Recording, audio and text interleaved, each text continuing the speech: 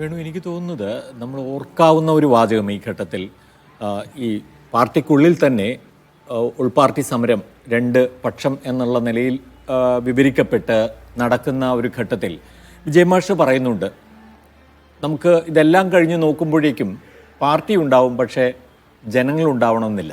അപ്പോൾ അത് അന്ന് നൽകിയ ഒരു വ്യക്തമായൊരു സൂചനയുണ്ട്, വിജയമാഷ് നൽകുന്ന ഒരു സൂചനയുണ്ട്.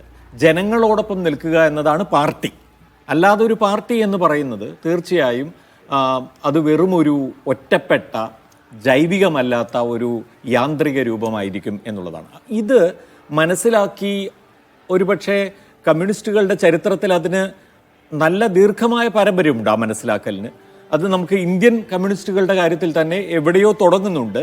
അതൊക്കെ ഉൾക്കൊണ്ടുകൊണ്ട് അതിൻ്റെ ചുവടുകൾ മുന്നോട്ട് കൊണ്ടുപോകുക എന്നതാണ് വി എസ് ചെയ്തത് എന്നാണ് എൻ്റെ ഒരു തോന്നൽ. കാരണം ഈ മൈക്രോ പൊളിറ്റിക്സിൻ്റെ കാര്യത്തിൽ നമുക്ക് അറിയാം, വേണു കൃത്യമായി തന്നെ പറഞ്ഞതുപോലെ ഒരു ഘട്ടം വരെ ഇപ്പോൾ SFI എന്ന് പറയുന്ന വിദ്യാർത്ഥി പ്രസ്ഥാനത്തെ സംബന്ധിച്ചിടത്തോളം ഇത്തരം ചില വിഷയങ്ങൾ ഏറ്റെടുക്കുന്ന ശീലം SFI ആയാലും DYFI ആയാലും, ഇപ്പം ഞാൻ ഓർക്കുന്നത് 80കളിൽ പിന്നെ വലിയ തോതിൽ ദേശീയതയ്ക്കെതിരെ പലതരത്തിലുള്ള ഭീകരവാദ പഞ്ചാബിലായാലും ഒക്കെ തന്നെ തീവ്രവാദ പ്രസ്ഥാനങ്ങൾ ഇങ്ങനെ വളർന്നു വന്ന ഘട്ടത്തിൽ, അല്ലെങ്കിൽ മറ്റേതെങ്കിലും തരത്തിലുള്ള പ്രശ്നങ്ങൾ ഉയർന്നു വരുന്ന ഘട്ടത്തിൽ DYFI പ്രഖ്യാപിക്കുന്നു, ഞങ്ങൾ പിന്നെ ദേശീയോദ്ഗ്രഥനത്തിനായി മനുഷ്യച്ചങ്ങല സൃഷ്ടിക്കുന്നു. ഒരു പ്രത്യേകമായ സമര രൂപമാണ്, അല്ലെങ്കിൽ ഒരു പ്രഖ്യാപന രീതിയാണ്, നിലപാട് പ്രഖ്യാപന രൂപമാണ്. അപ്പോൾ ആ നിലയിലൊക്കെ സർഗാത്മകമായി പ്രവർത്തിക്കാൻ കഴിയുന്ന, ഒരുപക്ഷെ പാർട്ടിയുടെ അടിസ്ഥാന സമര വിഷയങ്ങൾക്ക് പുറത്തുള്ള കാര്യങ്ങളെയും കൂടി ഉൾക്കൊള്ളിക്കുന്ന രീതിയിലുള്ള ഒരു സമീപന രീതിയിലേക്ക് വന്നിട്ടുണ്ടാകാം. അത് SFIയിൽ കണ്ടിട്ടുണ്ടാവാം, DYFIയിൽ കണ്ടിട്ടുണ്ടാവാം. പക്ഷേ പാർട്ടിയുടെ ഉൾക്കാമ്പിലേക്ക് അതിനെ കൊണ്ടുവരിക എന്ന സമീപനം സ്വീകരിച്ചത് VS തന്നെയാണ്. ഞാൻ പറയുന്നത് ദേശീയ തലത്തിലുള്ള അത്തരത്തിലുള്ള വിഷയങ്ങളല്ലെങ്കിലും ഈ പറഞ്ഞ രീതിയിൽ മൈക്രോ പൊളിറ്റിക്സ് എന്ന് നമുക്ക് വ്യക്തമായി തന്നെ പറയാൻ കഴിയുന്ന രീതിയിൽ അതിനെ ഉൾച്ചേർക്കുന്നതിലേക്ക്, ഇപ്പോൾ അതിനകത്തൊരു ഗ്രാംഷ്യൻ സമീപനമുണ്ട് എന്ന് ഞാൻ ഉറപ്പിച്ച് പറയും. അത് കഴിഞ്ഞ ദിവസം എനിക്ക് ഫീൽ ചെയ്ത ആ കാര്യം തന്നെയാണ് ഞാൻ ആവർത്തിക്കുന്നത്. കാരണം ഈ അടിത്തട്ട് മേൽക്കൂര സംഭവത്തിൽ എല്ലാ കാലത്തും യാന്ത്രിക മാർക്സിസം ചെയ്തുകൊണ്ടിരുന്ന സാമ്പത്തിക വിഷയങ്ങളിൽ അടിസ്ഥാനമായ വിഷയങ്ങളാണ് അടിത്തട്ട്, അതാണ് ഏറ്റവും പ്രധാനം, ബാക്കിയെല്ലാം മേൽക്കൂര വിഷയങ്ങളാണ് എന്ന തരത്തിലുള്ള സമീപനത്തെ കർശനമായി നേരിട്ടയാളാണ് ഗ്രാംഷി. അപ്പോൾ അതിൽ ഈ പറയുന്ന സംസ്കാരത്തിൻ്റെ മേഖലകളിൽ വരുന്ന വിഷയങ്ങൾ, പരിസ്ഥിതി ആവട്ടെ, സ്ത്രീ പ്രശ്നങ്ങളാവട്ടെ, മനുഷ്യാവകാശ പ്രശ്നങ്ങളാവട്ടെ, സമാനമായ ഒട്ടനവധി വിഷയങ്ങൾ, അവയൊന്നും മേൽക്കൂര വിഷയങ്ങൾ മാത്രമല്ല. അത് യഥാർത്ഥത്തിൽ ഒരു സമര രൂപത്തിലൂടെ നമ്മൾ ഡയലക്റ്റിക്കലി ബന്ധിപ്പിക്കേണ്ട കാര്യങ്ങളാണ്, സാമ്പത്തിക വിഷയങ്ങൾ മാത്രമല്ല എന്ന് കണ്ടെത്തുന്നതിലൂടെ അത് VS എങ്ങനെ സാധിച്ചു എന്ന് ചോദിച്ചു കഴിഞ്ഞാൽ ഞാൻ മനസ്സിലാക്കുന്നത് അദ്ദേഹം അടിസ്ഥാനപരമായി തന്നെ ഒരു തൊഴിലാളി വർഗ നേതാവായതുകൊണ്ട് കൂടിയാണ് എന്നതാണ്. നമ്മൾ മനസ്സിലാക്കുന്ന ഒരു സമീപനമുണ്ട്. നമ്മൾ വിചാരിക്കുന്ന മധ്യവർഗ ബുദ്ധിജീവികളാണ് എല്ലാ കാര്യങ്ങളും ഏറ്റവും അധികം പഠിക്കുന്നതും മനസ്സിലാക്കുന്നതെന്നാണ്. അല്ലെന്ന് തെളിയിക്കുന്നതാണ് VSന്റെ ജീവിതം, അല്ലെന്ന് തെളിയിക്കുന്നുണ്ട്. അപ്പോൾ ഈ ടീച്ചർ പറഞ്ഞ കാര്യങ്ങളുണ്ടല്ലോ, അത് എത്ര കൃത്യമാണ്. ആ വിഷയങ്ങളിൽ എങ്ങനെ VS ഏതെങ്കിലും പാഠശാലയിൽ പോയി കണ്ടെത്തിയ കാര്യങ്ങളല്ല, ഏതെങ്കിലും സർവകലാശാലയിൽ നിന്ന് അക്കാദമിക് ബിരുദമെടുത്ത് നേടിയെടുത്ത വിവരങ്ങളല്ല.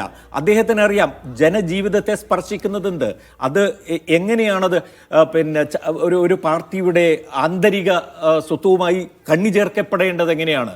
ഇത്തരം കാര്യങ്ങളിൽ അദ്ദേഹത്തിന് ഒരു സ്വാഭാവികമായ അറിവുകളും ജ്ഞാനവും ഉണ്ടായി എന്നുള്ളതാണ് ഞാൻ വിചാരിക്കുന്നത്. കാരണം ഇല്ലെങ്കിൽ അതൊരു സാധ്യമല്ല. ഇപ്പം P. കൃഷ്ണപിള്ളയുടെ കേഡറായിട്ട്, P. കൃഷ്ണപിള്ള നിയോഗിക്കുന്ന കേഡറായിട്ട് വളർന്നു വരുന്ന ഒരാളെ സംബന്ധിച്ചിടത്തോളം അന്ന് എന്താണ് കൃഷ്ണപിള്ള VSൽ കണ്ടത്, അത് തന്നെയാണ് പിന്നീട് സംഭവിച്ചത് എന്ന് പറയേണ്ടി വരും.